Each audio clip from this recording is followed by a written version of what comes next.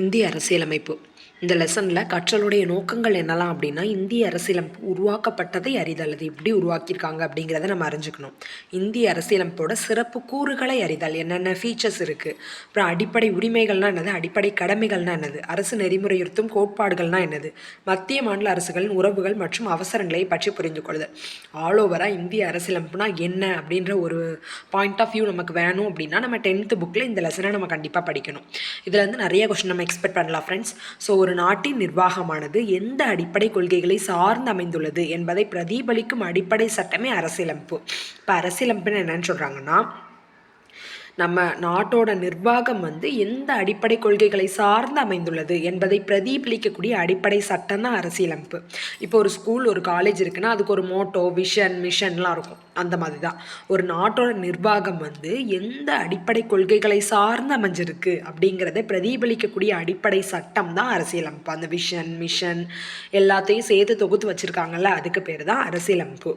அதாவது ஒரு நாடு இருக்குது, அந்த நாட்டோட நிர்வாகம் அது வந்து எந்த அடிப்படை கொள்கைகளை அடிப்படையாக சார்ந்திருக்கு அப்படிங்கிறத பிரதிபலிக்கக்கூடிய அடிப்படை சட்டம் தான் அரசியலமைப்பு. இப்போ அரசியலமைப்புனா என்னன்னு புரிஞ்சிருச்சு. அது ஒரு நாட்டின் முன்னேற்றத்திற்கு அச்சாணி ஆகும். அதுதான் ஒரு நாட்டோட முன்னேற்றத்துக்கு பேஸ். சரி, அரசியலமைப்பு என்ற கொள்கை முதலில் அமெரிக்க ஐக்கிய நாடுகளில் தோன்றியது. ஸோ அமெரிக்க ஐக்கிய நாடுகளில் இருந்தால் நம்ம அந்த அரசியலமைப்பு அப்படிங்கிற கான்செப்டை நம்ம எடுத்திருக்கோம். அப்புறம் அரசியலமைப்பின் அவசியம். எதுக்கு நமக்கு வந்து அரசியலமைப்பு தேவைப்படுது? அனைத்து மக்களாட்சி நாடுகளும் தங்களை நிர்வகித்து கொள்ள ஒரு அரசியலமைப்பு சட்டத்தை பெற்றுள்ளன. ஒரு நாட்டின் குடிமக்கள் வாழ விரும்பும் வகையில் சில அடிப்படை கொள்கைகளை அரசியலமைப்பு வகுத்து கொடுக்கிறது. நமது சமூகத்தின் அடிப்படை தன்மையை அரசியலமைப்பு நமக்கு தெரிவிக்கிறது. அரசியலமைப்போட அவசியம் என்னென்ன அப்படின்னு சொல்லி நம்ம பார்த்தோம் அப்படின்னா என்னதுன்னா, இப்போ அனைத்து மக்களாட்சி நாடுகளுமே அவங்கள நிர்வகித்துக்கிறதுக்கு ஒரு அரசியலமைப்பு சட்டத்தை வச்சுருக்காங்க. ஸோ அரசியலமைப்பு எல்லா நாடையும் மாதிரி நம்மளுக்கும் வேணும். ஒரு நாட்டின் குடிமக்கள் வாழ விரும்பும் வகையில் சில அடிப்படை கொள்கைகளை அரசியலமைப்பு வகுத்து கொடுத்துருக்கு. என்னென்ன உரிமை இருக்குது, என்னென்ன கடமை இருக்குது, அந்த மாதிரி அடிப்படை கொள்கைகளை நமக்கு வகுத்து கொடுத்துட்டாங்க. நமது சமூகத்தின் அடிப்படை தன்மையினை அரசியலமைப்பு நமக்கு தெரிவிக்கிறது. நம்ம சமூகம் இருக்குன்னா நம்ம சமூகத்தோட அடிப்படை தன்மையினை வந்து நமக்கு அரசியலமைப்பு தெரிவிக்கிறது. ஓகே, இப்போ இந்திய அரசியலமைப்பு உருவாக்கம். இப்போ இந்திய அரசியலமைப்பை எப்படி உருவாக்குனாங்க? 1946 அமைச்சரவை தூதுக்குழு திட்டத்தின் கீழ் உருவாக்கப்பட்ட இந்திய அரசியல் நிர்ணய சபையால் இந்திய அரசியலமைப்பு உருவாக்கப்பட்டது. இப்போ இதுக்கு முன்னாடி வந்து 6th ஒரு லெசன் இருக்குது அரசியலமைப்புன்ற டாப்பிக்லேயே. அந்த லெசனை ஒரு வாட்டி ரீட் பண்ணிவிட்டு இதை பாருங்கள். 1946 அமைச்சரவை தூதுக்குழு திட்டத்துக்கு கீழே இது உருவாக்கப்பட்டுச்சு. அதாவது 1946 வருஷம்தான் அமைச்சரவை தூதுக்குழுன்ற ஒரு திட்டம் இருக்குது. அதுக்கு கீழே இந்திய அரசியல் நிர்ணய சபைன்னு ஒன்று உருவாக்கியிருக்காங்க. அந்த இந்திய அரசியல் நிர்ணய சபை எப்படி உருவாக்கியிருக்காங்கன்னா, 292 மாகாண பிரதிநிதிகள், 93 சுதேச அரசுகளோட நியமன உறுப்பினர்கள், பலுச்சிஸ்தான் சார்பில் ஒருவர், மாகாண முதன்மை ஆணையர்கள் சார்பில் 3, மொத்தம் 389 உறுப்பினர்கள் அதில் இருந்திருக்காங்க. அதாவது இந்தியா சுதந்திரமே அடையலை, ஸோ சுதேசி அரசுகள்லாம் இருந்திருப்பாங்க. அப்புறம் மாகாணமாக பிரித்ததில் நிறைய மாகாண பிரதிநிதிகள் இருந்திருப்பாங்க. மாகாண பிரதிநிதிகள் மட்டும் 292 பேர், 93 சுதேச அரசுகளின் நியமன உறுப்பினர், அப்புறம் பலுச்சிஸ்தான் சார்பில் ஒருவர், மாகாண முதன்மை ஆணையர்கள் சார்பில் 3, மொத்தம் 389 உறுப்பினர்கள் அதில் வந்து ஜாயின் பண்ணியிருக்காங்க. அப்புறம் அரசியல் நிர்ணய சபையோட ஃபஸ்ட்டு கூட்டம் வந்து 1946 டிசம்பர் 9 நடைபெற்றுச்சு. இந்த சபையில் ஒரு தற்காலிக தலைவர் இருக்கணும் இல்லையா? 389 உறுப்பினர்கள் இருப்பாங்க. அப்போ அவங்கள வழிநடத்துகிற ஒருத்தர் தேவை. ஸோ அந்த மூத்த உறுப்பினராக, ரொம்ப ஏஜ்டு பர்சனாக இருந்த டாக்டர் சச்சிதானந்த சின்காவை வந்து தலைவராக நியமித்தாச்சு. இப்போ அவங்கள வந்து தற்காலிக தலைவராக தான் நியமிச்சிருக்காங்க அந்த டைமுக்கு. ஸோ என்னைக்கு 1946 தான் அந்த அமைச்சரவை தூதுக்குழு திட்டத்தின்படி இது அமைக்கப்பட்டிருக்கு. அதுக்கப்புறம் ஃபஸ்ட்டு கூட்டம் டிசம்பர் 9 கூடுது. யார் அதுக்கு ஹெட் அப்படின்னு கேட்டேன்னா, இருக்கிறதுலே மூத்தவராக இருக்கக்கூடிய டாக்டர் சச்சிதானந்த சின்காங்கிறவர் தான் அதுக்கு ஹெட்டாக வச்சுருக்காங்க. ஓகே, இப்போ இந்திய அரசியலமைப்பு உருவாக்க கூட்டத்தொடர் நடந்து கொண்டிருக்கும் போதே அவர் இறந்ததை தொடர்ந்து டாக்டர் ராஜேந்திர பிரசாத் இந்திய அரசியலமைப்பு நிர்ணய சபையின் தலைவராகவும், HC முகர்ஜி மற்றும் VT கிருஷ்ணமாச்சாரி இருவரும் துணைத் தலைவர்களாகவும் தேர்ந்தெடுக்கப்பட்டனர். அதாவது அந்த பீரியடில் அவர் வந்து இறந்துட்டார். யார்? சச்சிதானந்த சின்கா இறந்துட்டார். ஏன்னா அவர் ஏஜ்டு பர்சன் இல்லையா? அதுக்கப்புறம் ஒரு நிரந்தர தலைவரை தேர்ந்தெடுக்கணுன்றக்காண்டி டாக்டர் ராஜேந்திர பிரசாத், இவர் தான் நம்மளோட ஃபர்ஸ்ட் பிரசிடெண்ட். அவரை வந்து இந்த அரசியலமைப்பு நிர்ணய சபையோட தலைவராகவும் ஹச்சி முகர்ஜி மற்றும் வி.டி. கிருஷ்ணமாச்சாரி இவங்களை வந்து துணைத் தலைவர்களாகவும் தேர்ந்தெடுக்காங்க. ஓகே, முகர்ஜிங்கிறது வந்து முஸ்லீம் நேம் மாதிரி இருக்குது, வி.டி. கிருஷ்ணமாச்சாரிங்கிறது ஹிந்து நேம் மாதிரி இருக்குது, ஞாபகம் வச்சுக்கோங்க. ஹச்சி முகர்ஜி மற்றும் வி.டி. கிருஷ்ணமாச்சாரி இருவரும் துணைத் தலைவர்களாகவும் தேர்ந்தெடுக்கப்பட்டனர். இக்கூட்டத்தொடர் 11 அமர்வுகளாக 166 நாட்கள் நடைபெற்றது. இந்த கூட்டத்தொடர் வந்து 11 செஷனாக 166 நாட்கள் வந்து நடைபெற்றது. இக்கூட்டத்தின் போது 2473 திருத்தங்கள் முன்வைக்கப்பட்டன. ஒரு நாளைக்கு 24 மணி நேரம், அதுபோக 73 திருத்தங்கள் முன்வைக்கப்பட்டிருக்கு. ஸோ 2473 திருத்தங்கள் முன்வைக்கப்பட்டிருக்கு. அவற்றுள் சில ஏற்கப்பட்டன. அரசியல் நிர்ணய சபை பல்வேறு குழுக்களின் மூலம் இந்திய அரசியலமைப்பு சட்டத்தை உருவாக்கும் பணியினை மேற்கொண்டது. ஸோ மொத்தமாக 389 பேரும் சேர்ந்து இது பண்ண முடியாது. ஸோ அவங்கள டீமாக டிவைட் பண்ணிடுறாங்க. ஸோ கிளாஸில் நம்ம படிக்கமிச்சிலே நம்மளை ஈஸியாக ஹேண்டில் பண்ணனா மிஸ் என்ன பண்ணுவாங்க, டீமாக டிவைட் பண்ணிடுவாங்க, அவ்வளோதான். ஸோ டீமாக இங்கே டிவைட் பண்ணிட்டாங்க. அரசியல் நிர்ணய சபை பல்வேறு குழுக்களின் மூலம் இந்திய அரசியலமைப்பு சட்டத்தை உருவாக்கும் பணியினை மேற்கொண்டது. ஒவ்வொருத்தருக்கும் ஒரு குழுன்னு சொல்லி பேர் வச்சு அந்தந்த ஒர்க்கில் அவங்க சர்ச் பண்ண ஆரம்பிச்சிட்டாங்க. இந்திய அரசியலமைப்பு சட்ட வரைவுக்குழு தலைவர் டாக்டர் B.R. அம்பேத்கர் தலைமையின் கீழ் இந்திய அரசியலமைப்பு சட்டம் உருவாக்கப்பட்டது. ஸோ இந்திய அரசியலமைப்பு சட்ட வரைவுக்குழுவோட தலைவர் யார் அப்படின்னு பார்த்தோன்னா டாக்டர் B.R. அம்பேத்கர் வரைவுக்குழுவோட தலைவர். மொத்தமாக இந்திய அரசியலமைப்பு அதாவது இந்திய அரசியலமைப்போட நிர்ணய சபையோட தலைவர்னு கேட்டோன்னா டாக்டர் ராஜேந்திர பிரசாத். இந்திய அரசியலமைப்பு வரைவு குழுவின் தலைவர் யார் அப்படின்னு கேட்டோன்னா B.R. அம்பேத்கர். இந்திய அரசியலமைப்பு சட்டம் உருவாக்கப்பட்டது. எனவே அவர் இந்திய அரசியலமைப்பின் தந்தை என அறியப்படுகிறார். இந்திய அரசியலமைப்பின் தந்தை யார் அப்படின்னு கேட்டோன்னா ஃபர்ஸ்ட் ஆப்ஷனில் நமக்கு வந்து யார் இருக்கும், ராஜேந்திர பிரசாத் இருக்கும். ஆனால் ஆன்சர் என்னதுன்னா B.R. அம்பேத்கர் தான் எல்லாத்துக்கும் தெரியும். அப்புறம் இந்திய அரசியலமைப்பு சட்டம் எழுதப்பட்ட பின்னர் பொதுமக்கள், பத்திரிகைகள், மாகாண சட்டமன்றங்கள் மற்றும் பலரால் விவாதிக்கப்பட்டது. இறுதியாக முகவுரை 22 பாகங்கள், 395 சட்டப்பிரிவுகள் மற்றும் 8 அட்டவணைகளை கொண்ட இந்திய அரசியலமைப்பு 1949ஆம் ஆண்டு நவம்பர் 26ஆம் நாள் ஏற்றுக்கொள்ளப்பட்டது. அதாவது இப்போ வந்து என்ன சொல்லியிருக்காங்கன்னா, இந்திய அரசியலமைப்பு சட்டம் வந்து எழுதப்பட்ட பின்னர் பொதுமக்கள், பத்திரிகைகள், மாகாண சட்டமன்றங்கள்னு நிறைய பெறலாம். இந்திய மக்கள் இதை சொல்லியிருக்காங்க. இந்திய மக்களால் வந்து விவாதிக்கப்பட்டிருக்கு. இறுதியாக அதில் என்னென்னலாம் இருந்திருக்குன்னா, ஒரு முகவுரை, 22 பாட், 395 சட்டப்பிரிவுகள், 8 அட்டவணைகள் மற்றும் இந்திய அரசியலமைப்பு, இவ்வளோத்தையும் சேர்த்து இந்திய அரசியலமைப்பில் வச்சாச்சு. இது எப்போ வந்து சப்மிட் பண்ணி நம்ம ஏற்றுக்கிட்டோம் அப்படின்னா 1949ஆம் ஆண்டு நவம்பர் 26ஆம் நாள் ஏற்றுக்கொள்ளப்பட்டது. 1950ஆம் ஆண்டு ஜனவரி 26ஆம் நாள் இந்திய அரசியலமைப்பு சட்டம் நடைமுறைக்கு வந்தது. இப்போ 1950வது வருஷம் ஜனவரி 26ஆம் தேதி அன்னைக்கு இந்திய அரசியலமைப்பு சட்டம் வந்து நடைமுறைக்கே வந்துட்டு. இந்த நாளை ஒவ்வொரு ஆண்டும் இந்திய குடியரசு தினமாக கொண்டாடப்படுகிறது. இதுக்கும் ரீசன் உண்டு. இந்த ரீசன் வந்து 6th புக்கில் அழகாக கொடுத்துருப்பாங்க. 1950ஆம் ஆண்டு ஜனவரி 26ஆம் நாளை ஏன் நம்ம வந்து அரசியலமைப்பு சட்டம் நடைமுறைக்கு கொண்டு வந்து அதை இந்திய குடியரசு தினமாக ஏன் கொண்டாடுறோம்னா, லாகூர் காங்கிரஸ் மாநாட்டுப்படி ஒரு சுயாட்சி தினம் வந்து கொண்டாடிருப்பாங்க. அது வந்து ஜனவரி 26ஆம் தேதி தான் நம்ம கொண்டாடியிருப்போம்.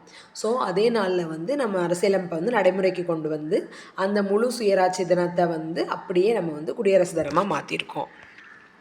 பிரேம் பெஹாரி நரேன் ரைஜடா என்பவரால் இந்திய அரசியலமைப்பு சட்டம் இத்தாலிய பாணியில் அவரது கைப்பட எழுதப்பட்டது.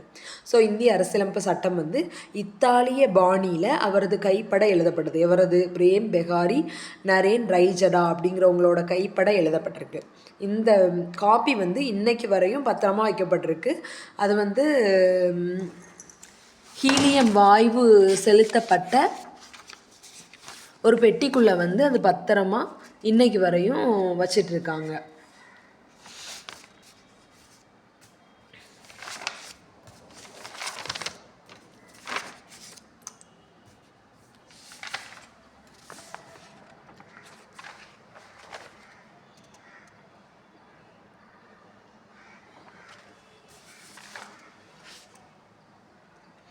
ஹிந்தி ஆங்கிலத்தில் உள்ளது தான் அந்த உண்மை பிரதி. அதாவது எழுதப்பட்ட அந்த அரசியலமைப்பு ஹிந்தி ஆங்கிலம் 2 மொழியிலையுமே இருக்குது.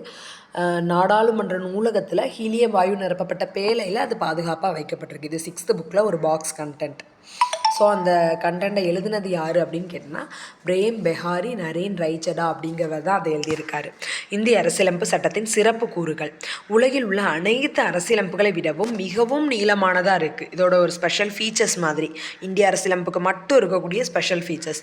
இந்தியா அதாவது உலகத்திலே எழுதப்பட்ட அனைத்து அரசியலமைப்புகளை விடையும் ரொம்ப லென்த்தியானது. இதன் பெரும்பான்மையான கருத்துக்கள் பல்வேறு நாடுகள் அரசியலமைப்பிலிருந்து பெறப்பட்டவை. ஒரு 60 நாடோட அரசியலமைப்பை வந்து அனலைஸ் பண்ணி தான் எழுதியிருப்பாங்க. இதுவும் அந்த 6th புக்கில் இருக்குது. அதுக்கு வந்து செலவு மட்டுமே அந்த காலத்து நிதிப்படி 64 லட்சம் செலவு செய்யப்பட்டிருக்கு. இதுவும் வந்து 6th புக்கில் கொடுத்துருக்காங்க. அதாவது 1949 நவம்பர் 26 அன்று ஏற்றுக்கொள்ளப்பட்டது. இதில் 64 லட்சம் அன்றைய நிதிப்படி இது செலவு செய்யப்பட்டு ரெடி பண்ணப்பட்டது. இதுக்கு வந்து ஒரு 60 நாடுகளோட அந்த அரசியலமைப்பு சட்டத்தை வந்து ஒரு எக்ஸாம்பிள்ஸாக எடுத்து அதெல்லாம் வாசித்து தான் நமக்கு வந்து நம்ம நாட்டோடதை உருவாக்குனாங்க. இது எல்லாமே வந்து 6th புக்கில் இருக்குது. அப்புறம் இது பெரும்பாலான கருத்துக்கள் பல்வேறு நாடுகள் அரசியலமைப்பிலிருந்து பெறப்பட்டவை. இது நெகிழா தன்மை கொண்டதாகவும் நெகிழும் தன்மை கொண்டதாகவும் உள்ளது. அதான் இது ஒரே டைமில் நெகிழா தன்மை மாற்றவே முடியாது, அதே டைமில் மாற்றவும் முடியும். நெகிழும் தன்மை கொண்டதாகவும் உள்ளது. கூட்டாட்சி முறை அரசாங்கத்தை மத்திய மாநில அரசுகள் ஏற்படுத்துகிறது. அதான் இப்போ வந்து மற்ற நாட்டுக்கெலாம் பார்த்தோம்னா குடியுரிமை வந்து 2 கொடுத்துருப்பாங்க சில நாடுகளுக்கு. ஆனால் இந்தியாவில் வந்து ஒரே குடியுரிமை தான். மத்திய அரசுக்கு மாநில அரசுக்கு தனித்தனி குடியுரிமை கிடையாது. ஸோ அவங்க 2 பேரும் சேர்ந்து கூட்டாட்சி முறை அரசாங்கம் மொத்தமாக தான் நமக்கு வந்து ஃபெடரல் முறைப்படி தான் செயல்படுத்திகிட்டு இருக்காங்க. இந்தியாவை சமய சார்பற்ற நாடாக்குகிறது. இந்தியாவுக்குன்னு சொல்லி இந்து மதத்தை சார்ந்தது புத்த மதத்தை சார்ந்தது அப்படி சொல்ல முடியாது. அதனால தான் நமக்கு எல்லா ஃபெஸ்டிவல்ஸ் அப்பவும் லீவ் விட்டுட்ருக்காங்க. சுதந்திரமான நீதித்துறையை வழங்குகிறது. நீதித்துறைக்கு வந்து எந்த ரெஸ்ட்ரிக்ஷனும் கிடையாது. அவங்க வந்து நம்ம அரசியலமைப்பை அதாவது இப்போது நமக்கு எம்பி எம்எல்ஏ அவங்க யார் என்ன தப்பு பண்ணாலும் பரவாயில்ல, அது சட்டத்தை உருவாக்கம் சில எதுலனாலும் நீதித்துறை வந்து சுதந்திரமாக கேள்வி கேட்க முடியும். உலகளாவிய வயது வந்தோர் வாக்குரிமையை அறிமுகப்படுத்தியதோடு 18 வயது நிரம்பிய குடிமக்கள் அனைவருக்கும் எந்தவித பாகுபாடுமே இன்றி வாக்குரிமையை வழங்குகிறது. அதான் உலகளாவிய வயது வந்தோர் வாக்குரிமையை வந்து இங்கே தான் அறிமுகப்படுத்தியிருக்காங்க. 18 வயது நிரம்பிய குடிமக்கள் எல்லாருக்குமே எந்தவித பாகுபாடும் கிடையாது, வாக்குரிமை உண்டு. ஃபஸ்ட்டு டாபிக் முகவுரைனா என்னது? ப்ரியாம்பிள் அப்படிங்கிற சொல்ல அரசியலமைப்புக்கு அறிமுகம், அதான் இண்டெக்ஸ் பேஜ், ஒரு முன்னுரை மாதிரி இருக்குது. புக்கு இப்போ வாசிக்க எடுத்தோம் அப்படின்னா அந்த புக்கில் வந்து ஒரு இண்டெக்ஸ் பேஜ் அறிமுகம் கொடுத்துருப்பாங்க இல்லையா, அந்த மாதிரி ப்ரியாம்பிள் அப்படிங்கிறது நம்ம மொத்த அரசியலமைப்புக்கும் ஒரு அடிப்படை ஒரு இண்டெக்ஸ் மாதிரி. இது அரசியலமைப்பின் அடிப்படை கொள்கைகள் நோக்கங்கள் லட்சியங்களை உள்ளடக்கியது. இதெல்லாம் கூற்று காரணத்தில் வந்து இப்போ ரீசெண்டாக கொஸ்டின் கேட்டுட்ருக்காங்க ஃப்ரெண்ட்ஸ். இது அதாவது முகவுரை அப்படிங்கிறது அரசியலமைப்போட அடிப்படை கொள்கைகளை அப்புறம் அதோட நோக்கத்தை அப்புறம் லட்சியங்களை எல்லாத்தையும் மொத்தமாக உள்ளடக்கினதாக இருக்குது முகவுரை. இது பெரும் மதிப்புடன் அரசியலமைப்பின் திறவுகோல் என குறிப்பிடப்படுகிறது. இப்போ ஒரு பூட்டு திறக்கணும் அப்படின்னா அதுக்கு சாவி வேணும் இல்லையா, ஸோ இந்த இண்டெக்ஸ் பேஜை படித்தாதான் நமக்கு வந்து அந்த மொத்த அரசியலமைப்பும் நமக்கு வந்து புரியும். ஸோ அரசியலமைப்போட திறவுகோல் என்னது அப்படின்னு கேட்டோன்னா அது வந்து ப்ரியாம்பிள் முகவுரை. 1947 ஆண்டு ஜனவரி 22ஆம் நாள் இந்திய அரசியல் நிர்ணய சபையால் இது ஏற்றுக்கொள்ளப்பட்டது. அதாவது ஃபஸ்ட்டு 1946ஆம் ஆண்டு நவம்பர் மாதம் 26ஆம் தேதி இதை சப்மிட் பண்ண மச்சில் இதில் வந்து முகவுரை இருந்துச்சா அப்படின்னு கேட்டோன்னா இதில் வந்து முகவுரை இல்லை. இப்போ அதாவது 1949 வருஷம்தான் சப்மிட் பண்ணாங்களோ, ஆமாம் 1949 வருஷம்தான் இதை வந்து சப்மிட் பண்ணாங்க. ஸோ அப்போ வந்து முகவுரை இருந்துச்சு. 1947ஆம் ஆண்டு ஜனவரி 22ஆம் நாளே அரசியல் நிர்ணய சபையால் ஏற்றுக்கொள்ளப்பட்ட முகவுரை.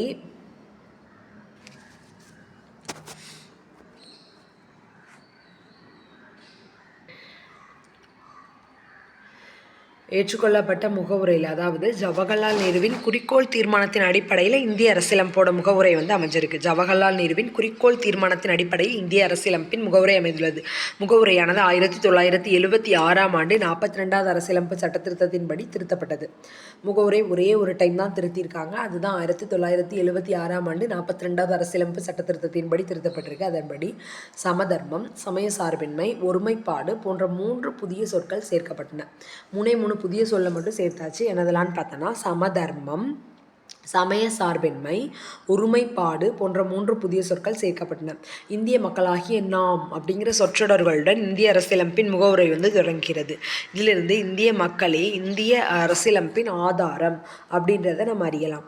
இந்தியா ஒரு இறையாண்மை மிக்க, சமதர்ம, சமய சார்பற்ற ஜனநாயக குடியரசு என நமது அரசியலமைப்பின் முகவுரை கூறுகிறது. இறையாண்மை மிக்க, சமதர்ம, சமய சார்பற்ற ஜனநாயக குடியரசு என நமது அரசியலமைப்பின் முகவுரை நமக்கு கூறுகிறது. இந்திய குடிமக்கள் அனைவருக்கும் சமூக, பொருளாதார, அரசியல், நீதி என அனைத்திலும் பாதுகாப்பு வழங்குறது தான் இதோட நோக்கமே. ஸோ இந்திய குடிமக்கள் எல்லாருக்குமே என்னெல்லாம் கிடைக்கணும்? சமூக, பொருளாதார, அரசியல், நீதி என அனைத்திலும் பாதுகாப்பு வழங்குறது தான் இதோட நோக்கம். 1789 பிரெஞ்சு புரட்சியின் போது சுதந்திரம், சமத்துவம், சகோதரத்துவம் ஆகியன முக்கிய முழக்கங்களாயின. இந்திய அரசியலமைப்பின் முகவுரையில் இவற்றிற்கு முக்கியத்துவம் தரப்பட்டுள்ளது. 1789 இது வரிசையாக இருக்குது பாருங்கள். 1789 பிரெஞ்சு புரட்சியின் போது சுதந்திரம், சமத்துவம், சகோதரத்துவம் ஆகியன முக்கிய முழக்கங்களாயின. இதற்கு இந்திய அரசியலமைப்பின் முகவுரையில் இவற்றிற்கு முக்கியத்துவம் தரப்பட்டுள்ளது. அது எல்லாத்தையும் எடுத்து இந்திய அரசியலமைப்பில் சேர்த்துட்டாங்க. என்னதெல்லாம்? இதில் இறையாண்மை மிக்க, சமதர்ம, சமய சார்பற்ற ஜனநாயக குடியரசு. இதை நம்ம மாற்றக்கூடாது. சுதந்திரம், சமத்துவம், சகோதரத்துவம் இந்த 3க்கும் இம்பார்ட்டன்ட் கொடுத்துருக்காங்க. நெக்ஸ்ட்டு குடியுரிமை. குடியுரிமை அப்படின்னே நமக்கு 8th ஒரு லெசன் இருக்குது. சிட்டிசன் எனும் சொல் சிவிஸ் அப்படிங்கிற லத்தீன் சொல்லிலிருந்து பெறப்படுவதாகும். இதன் பொருள் ஒரு நகர அரசில் வசிப்பவர் என்பதாகும். இந்திய அரசியலமைப்பு இந்தியா முழுவதும் ஒரே மாதிரியான ஒற்றை குடியுரிமையை வழங்குகிறது. இந்திய அரசியலமைப்பின் பகுதி 2 சட்டப்பிரிவுகள் 5 to 11 வரை குடியுரிமையை பற்றி விளக்குகிறது. இப்போ குடியுரிமை சட்டம் 1955. இந்திய அரசியலமைப்பு சட்டம் நடைமுறைக்கு வந்ததுக்கப்புறமா 1955 இயற்றப்பட்ட குடியுரிமை சட்டம் குடியுரிமை பெறுதல், குடியுரிமை இழத்தல் ஆகியன பற்றி தெளிவாக விளக்குது. இச்சட்டம் அரசியலமைப்பு சட்ட திருத்தத்தால் 8 முறை திருத்தப்பட்டிருக்கு. அதாவது குடியுரிமை சட்டம் மட்டுமே அரசியலமைப்பு சட்ட திருத்தத்தால் 8 முறை திருத்தப்பட்டிருக்கு. 8 முறை திருத்தப்பட்டிருக்கு. குடியுரிமை பெறுதல். குடியுரிமை சட்டம் 1955 படி ஒருவர் கீழ்காணும் ஏதேனும் ஒரு முறையில் குடியுரிமை பெற முடியும். குடியுரிமை பெறுதல். குடியுரிமை சட்டம் 1955 படி ஒருவர் கீழ்காணும் ஏதேனும் ஒரு முறையில் குடியுரிமை பெற முடியும். குடியுரிமை சட்டம் 1955 அதில் 5 டைப் கொடுத்துருக்காங்க. அதில் ஏதாவது ஒரு டைப்பில் நம்ம எலிஜிபிளாக இருந்தாலே நமக்கு இந்திய குடியுரிமை கிடைக்கும். ஃபர்ஸ்ட் டைப் பிறப்பின் மூலம். 1950 ஜனவரி 26 அன்றோ அல்லது அதற்கு பின்னரோ இந்தியாவில் பிறந்த அனைவரும் இந்திய குடிமக்களாக கருதப்படுவர். அவ்வளோதான், சிம்பிளாக கொடுத்துட்டாங்க. இது 8th புக்கில் ஒரு 3 பாயிண்ட்ஸாக கொடுத்துருப்பாங்க. 1950 ஜனவரி 26க்கு அப்புறம் இந்தியாவில் பிறந்த எல்லாரும் இந்திய குடிமக்கள் தான். அவ்வளோதான். வம்சாவளி மூலம். 1950 ஜனவரி 26 அன்றோ அல்லது அதற்கு பின்னரோ வெளிநாட்டில் பிறந்த ஒருவரின் தந்தை அவர் பிறந்த போது இந்திய குடிமகனாக இருக்கும் பட்சத்தில் வெளிநாட்டில் பிறந்த அவர் வம்சாவளி மூலம் இந்திய குடியுரிமை பெற முடியும். அதான் வம்சாவளி மூலம்னா இப்போ 1950 ஜனவரி 26 அன்றோ அல்லது அதற்கு பின்னரோ வெளிநாட்டில் பிறந்திருக்காங்க. ஆனால் அவங்களுடைய தந்தை இந்திய குடிமகன். ஸோ அப்படி இருக்கிற பட்சத்தில் அவங்களுக்கு வம்சாவளி மூலம் இந்திய குடியுரிமை உண்டு. பதிவின் மூலம். ஒருவர் இந்திய குடியுரிமை கோரி பொருத்தமான அங்கீகாரத்துடன் பதிவு செய்வதன் மூலம் இந்திய குடியுரிமை பெறலாம். பதிவு செஞ்சு இந்திய குடியுரிமையை பெற்றுக்கலாம். இயல்புரிமை மூலம். ஒரு வெளிநாட்டவர் இந்திய அரசுக்கு இயல்புரிமை கோரி விண்ணப்பிப்பதன் மூலம் இந்திய குடியுரிமை பெறலாம். ஒரு வெளிநாட்டவர் இந்தியா கவர்மெண்ட் ஒர்க்கு கிடைச்சோ ஏதோ ஒரு சம்திங்கில் இந்தியாவிலே வாழ்ந்துகிட்டே இருக்காங்கன்னா அவங்களுக்கு ஒரு இயல்புரிமை வரும். ஸோ அது மூலமாக விண்ணப்பித்து அவங்க இந்திய குடியுரிமையை பெற்றுக்கலாம். அப்புறம் பிரதேச நாடுகள் இணைவின் மூலம். பிற பகுதிகள், நாடுகள் இந்தியாவுடன் இணையும் போது இந்திய அரசு அவ்வாறு இணையும் நாடுகளின் மக்களை தமது குடிமக்களாக கருதி அவர்களுக்கு குடியுரிமை வழங்கலாம். இதுதான் என்ன எக்ஸாம்பிள் கொடுத்துருந்தாங்க 8th புக்கில் அப்படின்னா, இப்போ நம்ம இப்போ ஒரு நாட்டை, அதாவது பாண்டிச்சேரி பகுதியை இப்போ இந்தியாவோட இணைச்சிட்டாங்க. அப்போ பாண்டிச்சேரியில் இருக்கக்கூடிய மக்கள் எல்லாருமே இந்தியர்கள் தான் அப்படின்னு சொல்லி அவங்களுக்கு குடியுரிமை கொடுத்துட்டாங்க. இந்த மாதிரி. குடியுரிமை இழத்தல். குடியுரிமை சட்டம் 1955 படி ஒருவர் தன் குடியுரிமையை சட்டத்தின் மூலமாக பெறப்பட்டதாகவோ அரசியலமைப்பின் கீழ் முன்னுரிமையால் பெறப்பட்டதாகவோ இருக்கும் பட்சத்தில் பெற்ற குடியுரிமையை துறத்தல், முடிவுறச் செய்தல், இழத்தல் இன்னும் 3 வழிகளில் இழப்பார். அதாவது குடியுரிமை பெறக்கு எப்படி 5 டைப் இருந்துச்சோ அதே மாதிரி குடியுரிமை இழக்கிறதுக்கு 3 டைப் கொடுத்துருக்காங்க. சரியா?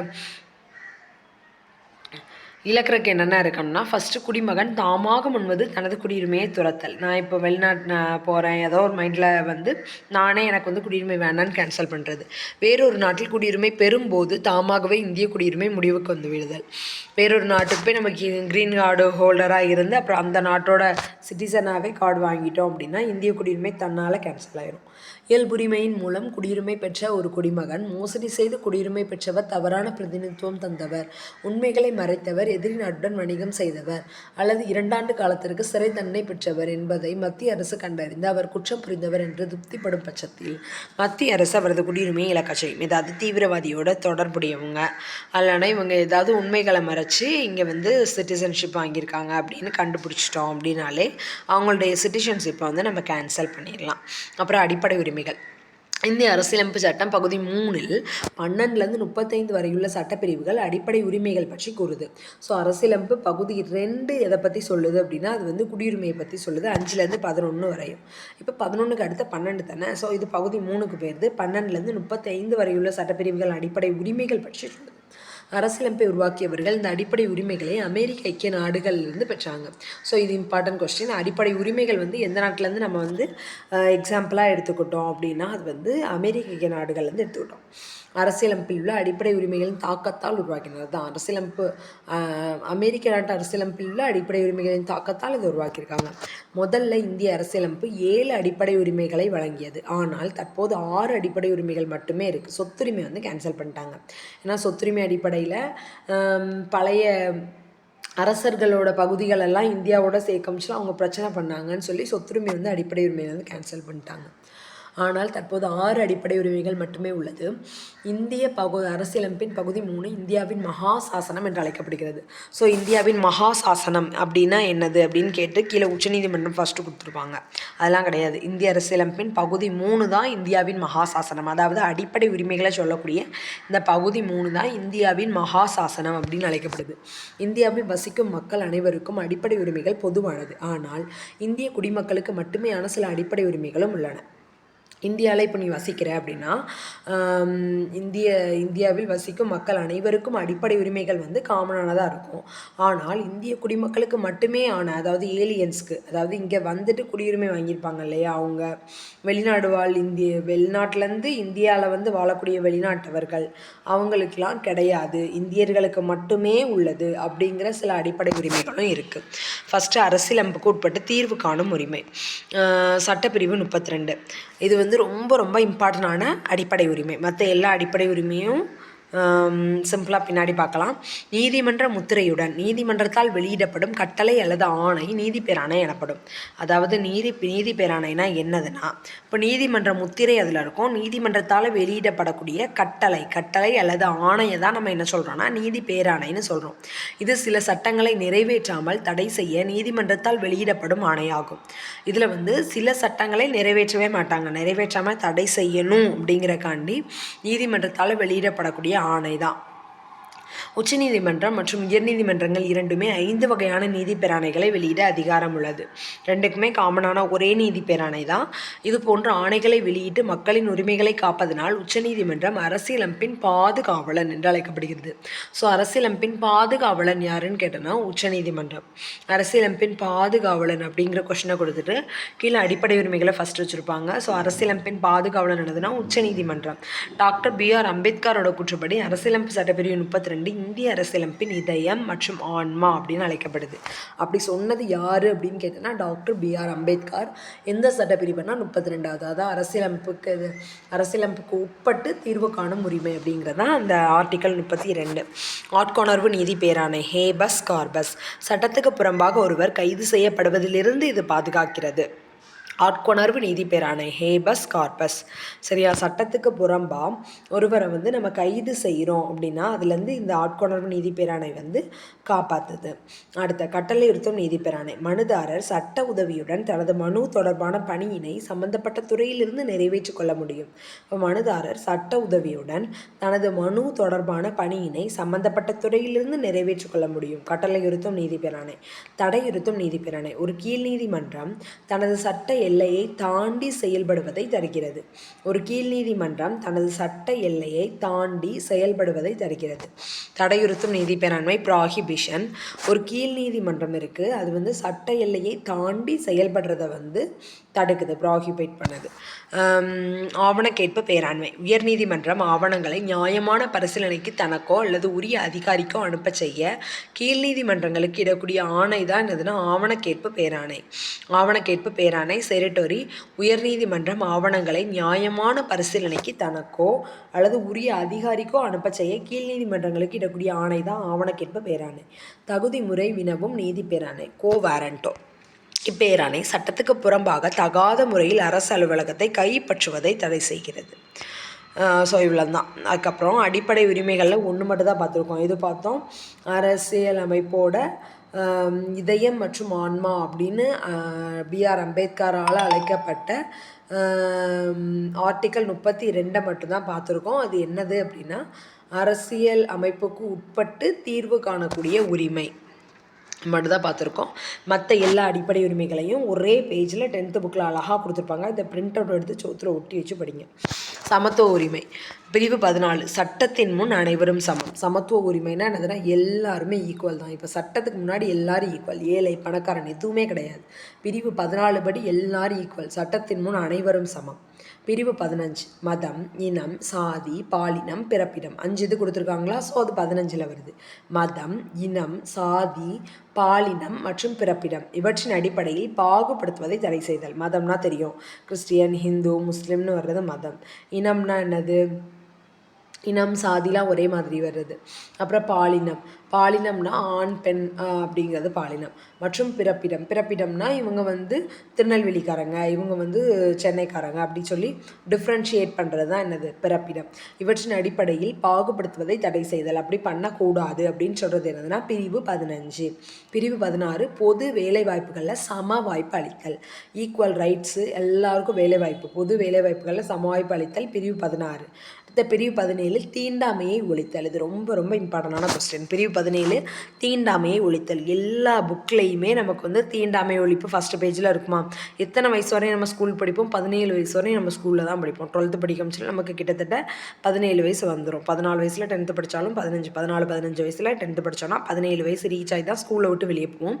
அப்போ நமக்கு வந்து மண்டையில் என்ன ஏறிடும்? தீண்டாமை ஒழித்தல் அப்படிங்கிறது வந்து மண்டையில் ஏறி இருக்கும்.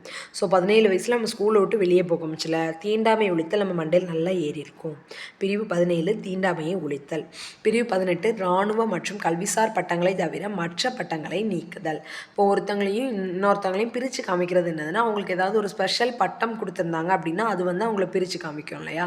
ஸோ அதுக்காண்டி பிரிவு 18 வயசில் தான் காலேஜில் போய் பட்டம் வாங்க போவோம். ஸோ இராணுவ மற்றும் கல்விசார் பட்டங்களை தவிர மற்ற பட்டங்கள் எதுவுமே இருக்கக்கூடாது. இப்போ எம்ஏ படிச்சிருக்கோம் அப்படின்னா அந்த பட்டம் இருக்கலாம், படித்த பட்டம் இருக்கலாம். அதே மாதிரி இராணுவ பட்டங்கள் இருக்கலாம், கேபினட் ஆஃபீஸர்ஸ், அதே மாதிரி இவர் ஹெட்டு, அந்த மாதிரி பட்டங்கள் வந்து இராணுவ பட்டங்களாக இருக்கலாம். அது தவிர பிற பட்டங்களை வந்து நீக்கணும் அப்படின்னு சொல்லியிருக்காங்க. சுரண்டலுக்கு எதிரான உரிமை. ஃபஸ்ட்டு சமத்துவ உரிமை, அடுத்து சுதந்திர உரிமை. சுதந்திர உரிமையில் என்ன சொல்லியிருக்காங்கன்னா, பிரிவு 18 வரையும் பார்த்துட்டோம் இல்லையா?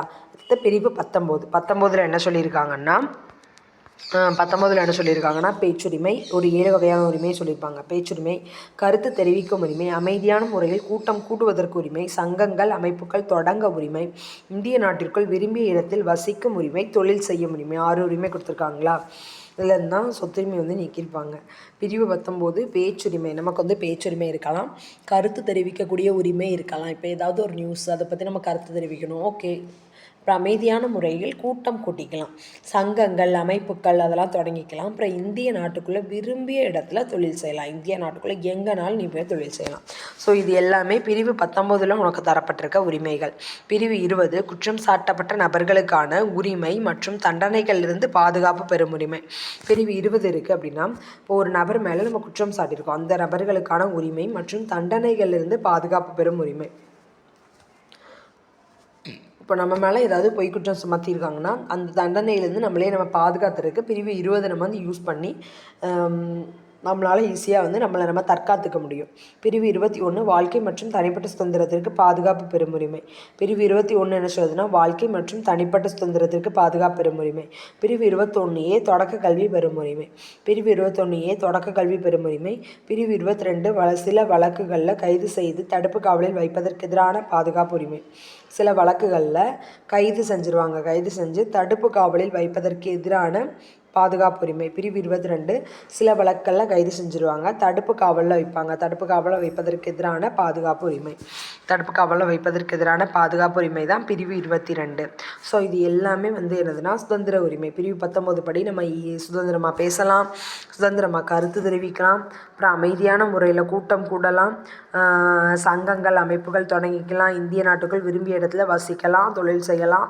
ஸோ இது எல்லாமே என்னது சுதந்திரமான உரிமை. ஸோ சுதந்திர உரிமையில் வருது. பிரிவு 20 குற்றம் சாட்டப்பட்ட நபர்களுக்கான உரிமை, தண்டனைகளிலிருந்து பாதுகாப்பு பெறக்கூடிய உரிமை. பிரிவு 20. பிரிவு 21 வாழ்க்கை மற்றும் தனிப்பட்ட சுதந்திரத்திற்கு பாதுகாப்பு பெறும் உரிமை. வாழ்க்கை மற்றும் தனிப்பட்ட சுதந்திரத்திற்கு பாதுகாப்பு பெறும் உரிமை. பிரிவு 21A தொடக்க கல்வி பெறும் உரிமை. பிரிவு 21A வந்து தொடக்க கல்வி பெறக்கூடிய உரிமை. பிரிவு 22 சில வழக்குகளில் கைது செய்து தடுப்பு காவலில் வைப்பதற்கு எதிரான பாதுகாப்பு உரிமை. சில வழக்குகளில் நம்மளை வந்து கைது செஞ்சு தடுப்பு காவலில் வச்சுருப்பாங்க, அதுக்கு எதிரான பாதுகாப்பு உரிமை தான் பிரிவு 22. சில வழக்குகளில் கைது செய்து தடுப்பு காவலில் வைப்பதற்கு எதிரான பாதுகாப்பு உரிமை பிரிவு 22.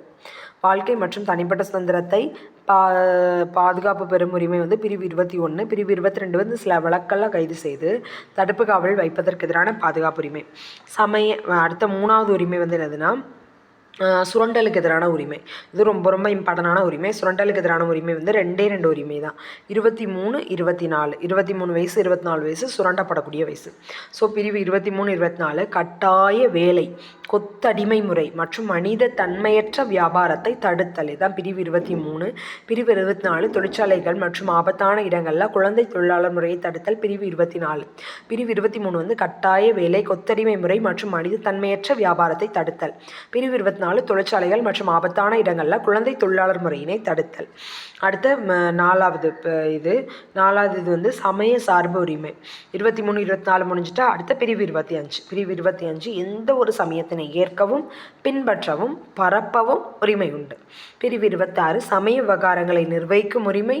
பிரிவு 27 எந்த ஒரு மதத்தை பரப்புவதற்காக வரி செலுத்துவதற்கு எதிரான சுதந்திரம். பிரிவு 28 மதம் சார்ந்த கல்வி நிறுவனங்களில் நடைபெறும் வழிபாடு மற்றும் அறிவுரை நிகழ்வுகளில் கலந்து கொள்ளாமல் இருக்க உரிமை. பிரிவு 28 மதம் சார்ந்த கல்வி நிறுவனங்களில் நடைபெறக்கூடிய வழிபாடு மற்றும் அறிவுரை நிகழ்வுகளில் கலந்து கொள்ளாமல் இருக்க உரிமை. கல்வி கலாச்சார உரிமை. பிரிவு 29 சிறுபான்மையினரின் எழுத்து, மொழி மற்றும் கலாச்சார பாதுகாப்பு. பிரிவு 30 சிறுபான்மையினரின் கல்வி நிறுவனங்களை நிர்வகிக்கும் உரிமை. பிரிவு 30 சிறுபான்மையினரின் கல்வி நிறுவனங்களை நிறுவி அதை நிர்வகிக்கக்கூடிய உரிமை. ஸோ இதில் வந்து கல்வி கலாச்சார உரிமையில் 2 தான் கொடுத்துருக்காங்க. பிரிவு 29, 30 சிறுபான்மையினரின் எழுத்து, மொழி மற்றும் கலாச்சார பாதுகாப்பு வந்து பிரிவு 29. பிரிவு 30 சிறுபான்மையினரின் கல்வி நிறுவனங்களை நிர்வகிக்கக்கூடிய உரிமை.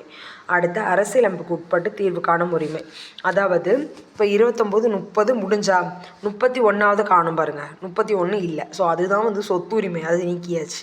அரசியலமைப்புக்கு உட்பட்டு தீர்வு காணும் உரிமை. 32 தனிப்பட்டவரின் அடிப்படை உரிமைகள் பாதிக்கப்படும் போது நீதிமன்றத்தை அணுகி உரிமையினை பெறுதல். புரியுதா?